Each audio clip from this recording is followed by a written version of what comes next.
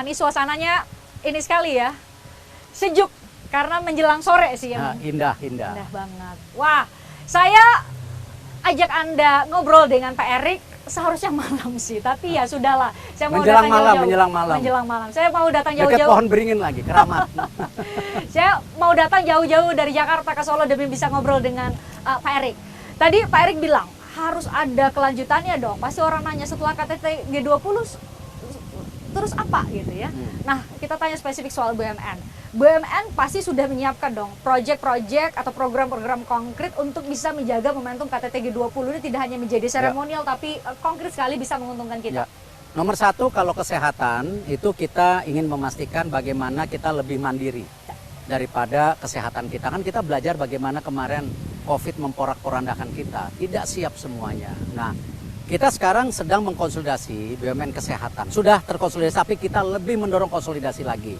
Misalnya logistik obat-obatan menjadi satu, marketingnya menjadi satu, rumah sakitnya, kliniknya. Nah, agar apa? Memastikan tadi kita itu hadir ketika bagaimana masyarakat membutuhkan obat murah, pelayanan yang terjangkau. Nah, ini kita lakukan konsolidasi ini.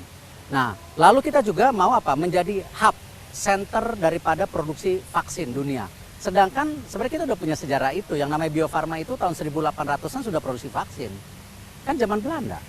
Nah, tetapi habis itu kita tertinggal secara inovasi dan bagaimana terobosan-terobosan. Makanya kemarin, alhamdulillah kita terbukti kalau kita mau akhirnya kita bisa kok bikin vaksin yang namanya COVID sendiri. Kemarin kan diluncurkan Indovac. Memang awalnya beli ya dari China, dari Inggris. Tapi itu yang membuat pertolongan kita pertama loh. Ketika BUMN agresif membeli vaksin itu.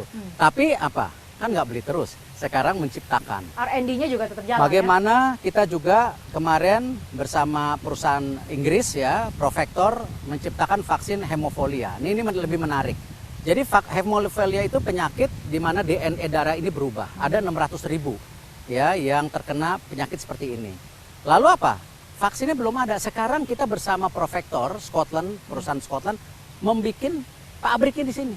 Tapi punya kita bersama teknologinya. Jadi bukan hanya bikin pabriknya, teknologi bersama. Dan untuk pemasaran Eropa, Amerika mereka, pemasaran Asia, Afrika tuh kita. Nah, ini jadi hub vaksin itu yang kita mau ciptakan. Selain kesehatan, tidak kalah pentingnya energi terbarukan. Energi terbarukan itu sekarang kita sudah mendorong yang namanya target zero emission 2060 harus kita lakukan. Kenapa? Kita punya potensi seperti geothermal itu sampai 24 giga. Yang kita garap sekarang baru 2,4 giga.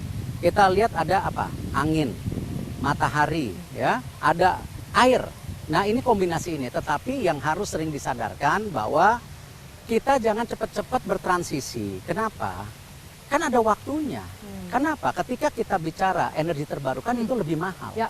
Nah, kalau lebih mahal pertanyaannya siapa yang mau bertanggung jawab? Pemerintah atau rakyat dengan listrik mahal atau industri yang bisa siap mahal. Nah, ini transisi. Jadi bukan kita nggak akan ke sana. Beberapa energi terbarukan sekarang harganya sudah mulai sama batu bara udah mulai sama. Nah, ini yang kita dorong, tapi jangan ke susu main mati-matiin. Nah, itu pangan. Pangan tidak kalah pentingnya. Kita ini baru menindustrialisasi yang namanya agrikultur kita dan kelautan kita belum maksimal. Mengenai ketahanan pangan, kemandirian pangan, ini kita 276 juta. Semua perlu makan.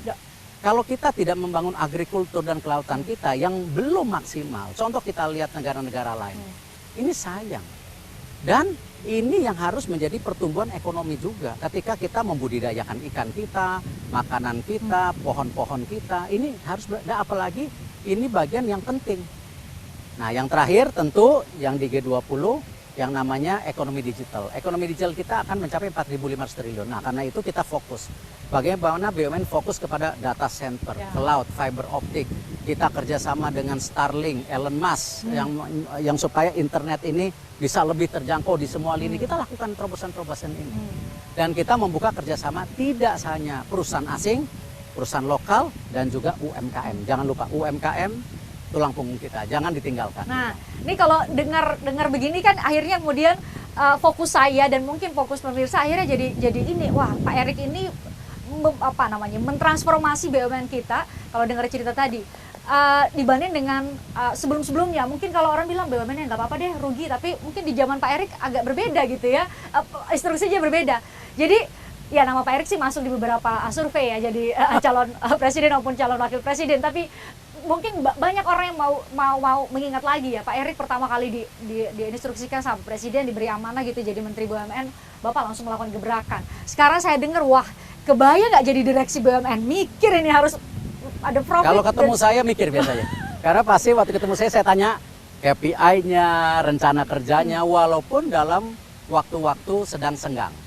Gitu. Misalnya kita lagi jalan nih, ngobrol pasti saya tanya gitu. Gimana KPI? Iya, gimana hasil itunya, dan saya ingat semua. Karena itu kenapa kita harus detail dan memastikan kebijakan-kebijakan ini jadi sesuatu yang konkret. Gitu. Tapi kunci manajemen apa ya memang Pak Erick tanamkan untuk semua BUMN? Ya kembali, satu mempunyai karakter yang baik.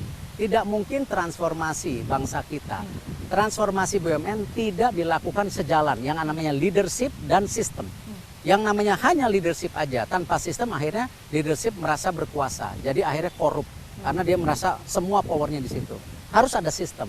Tetapi kalau sistem aja nggak ada leadershipnya, akhirnya jadi makalah. Bangsa kita terkenal bikin makalah tebel-tebel itu. Nah, jadi apa? Ada kesinambungan. Karena itu saya bilang, satu, ini loh blueprint BUMN, ini KPI-nya, ini leadershipnya. Leadershipnya apa? Mesti amanah, mesti punya akhlak. Kita periksa kedua-duanya. Nah, ini yang kita jaga. Karena itu keberlanjutan BUMN ke depan pun 2034 kita sudah punya blueprintnya. BUMN akan jadi seperti apa. Lalu kita ada blacklist nanti.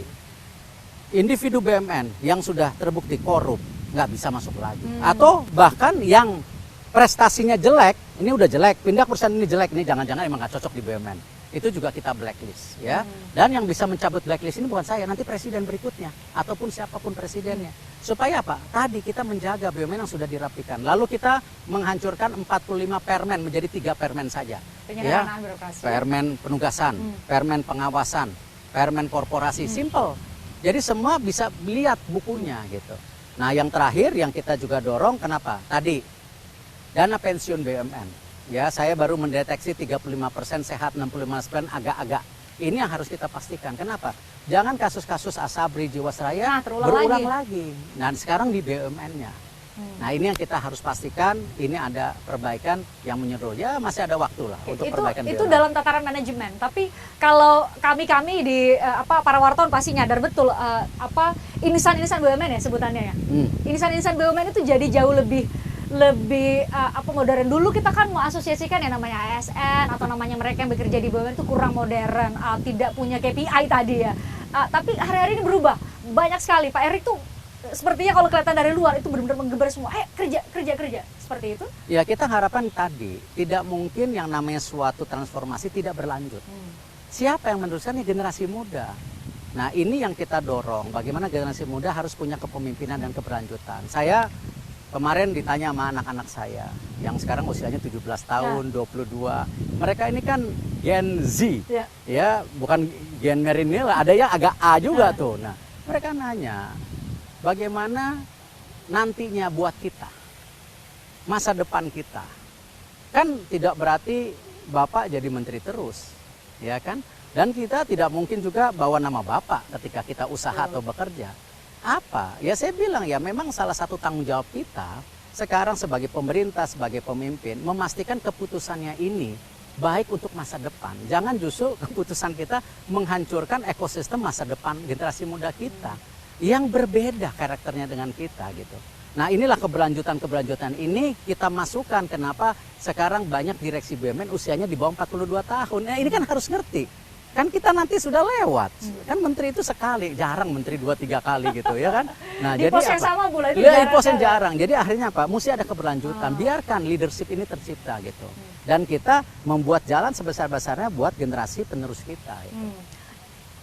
Sosok Pak Erick ini baru muncul ya setidaknya lah kalau publik lihat jejak digitalnya ya 2018 lah saat jadi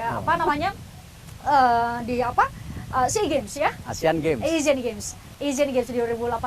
Tapi, sebelumnya udah muncul main Instagram gara-gara Inter Milan. Kita tahu. Tapi bagi sosok-sosok kalau dibanding dengan sosok-sosok yang lain, ini sosok yang baru bisa dibilang relatif belakangan muncul, tapi masuk ke bursa capres, cawapres adalah berbagai lembaga survei kalau Anda trace pasti langsung muncul.